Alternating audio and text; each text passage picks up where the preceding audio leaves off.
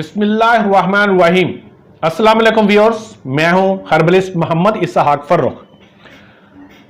आज की वीडियो कि जिनको सांस का प्रॉब्लम रहता है, बहुत से लोग ऐसे हैं कि जो आकर मुझे बताते हैं जी कि मैं नमाज नहीं पढ़ सकता क्योंकि मुझे सांस का प्रॉब्लम है, मैं झुक नहीं सकता। आज मैं आपको बताने लगा हूं कि जिन लोगों को भी सांस का प्रॉब्लम है, फेफड़ों का प्रॉब्लम है, उनको कोरोना हुआ था या कुछ भी हुआ था, नमाज उनके लिए कितनी बड़ी एक्सरसाइज है और कितना उनके दमे को फायदा दे सकती है, सांस की प्रॉब्लम को फायदा दे सकती है, आपको अंदाजा नहीं है।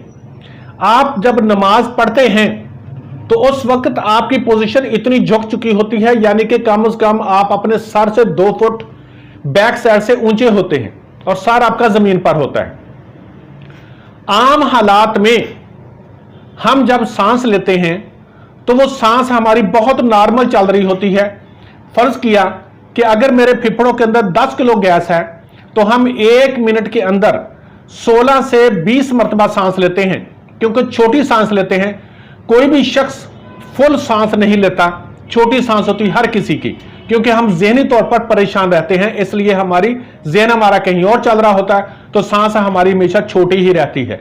यह भी मैं वीडियो बनाऊंगा कि अगर आपने डिप्रेशन से निकलना है तो सांस किस तरह से लेंगे तो डिप्रेशन से निकल जाएंगे।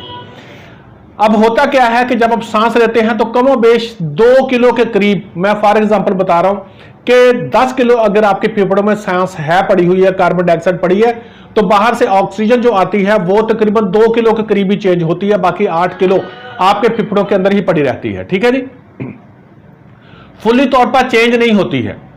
लेकिन जब आप दौड़ते हैं या कुछ करते हैं उस वक्त भी तकरीबन 50% तक ही गैस चेंज होती है भागते हुए। हालांकि उस वक्त आपके फेफड़े बहुत तेज चल रहे होते हैं, लेकिन उस वक्त भी तकरीबन 50% तक ही गैस आपके जिस्म में, फेफड़ों में चेंज हो रही होती है।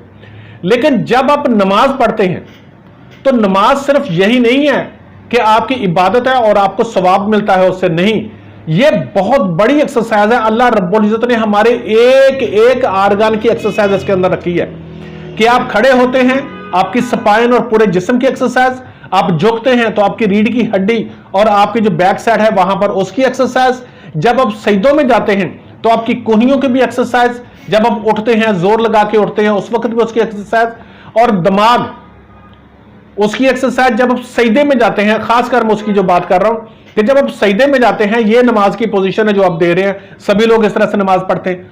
तो जब आप सांस लेते हैं तो उस वक्त आपके फेफड़े पूरे के पूरे खाली होते हैं। अगर 10 किलो गैस है तो उसमें से बहुत ज्यादा जो बचती है वो तकरीबन आधा किलो या किलो बचती है, बाकी सारी की सारी ही चेंज होती है। फॉर एग्जांपल मैं आपको समझाता हूं कि देखिए ये बोतल है, जब आपने नमाज पढ़ते हैं तो इस तरह से इतनी पोजीशन में होते हैं आप, ठीक है जी, इतनी पोजीशन में। अब आपकी जो गैस है वो यहां से, अब ये देखें कि गैस ऊपर को जा रही है और वो कहां जा रही है। ठीक है जी, यहां से आपके गैस जा रही है, ये निकलते आपको बबल नजर आ रहे होंगे कि ये कहां जा रही है, पीछे जा रही है सारी गैस। जब इस पोजीशन में आप होते हैं और गैस पीछे जाती है तो पीछे से धक्का लगाती है पूरी गैस को, यहां पर पूरी गैस को यहां पर धक्का लगाती है। इस जगह से आपके बबल जा रहे हैं पीछे, पीछे जाके गैस को धक्का लगाते हैं और पूरे का पूरा आपका जो है वो फेफड़ा खाली होता है। जितने भी दमे के मरीज हैं उनको सजदा लंबा करना चाहिए, छोटा सजदा नहीं करें, लंबा सजदा करें, उनके लिए बहुत फायदेमंद है। दूसरी बात ये, जितने भी डिप्रेशन के मरीज हैं इनके दिमाग के अंदर ऑक्सीजन की सप्लाई बहुत कम होती है। ऐसे लोगों को चाहिए कि सजदा लंबा करें, क्योंकि जब ऑक्सीजन सजदा आप करते हैं तो आपके वैसे भी खून का दबाव कहां होता है, सर की तरफ। सर में उस वक्त खून का दबाव ज्यादा होता है। जिन लोगों की नजर कमजोर है उन लोगों को भी करना चाहिए, क्योंकि मुझे अभी इसका एहसास हो रहा है।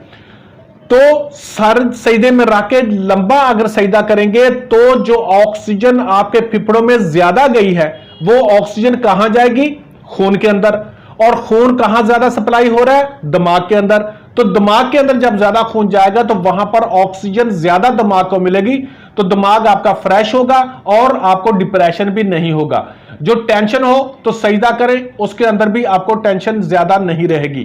दिमाग के किसी भी प्रॉब्लम के अंदर सजदा करना बहुत अच्छा है, लेकिन जो खासकर दमे के लिए मैं बता रहा हूं कि जितने भी दमे के मरीज है वो सजदे को लंबा कर दें, इंशाअल्लाह ताला अजीज उनको सांस की प्रॉब्लम बहुत ठीक हो जाएगी।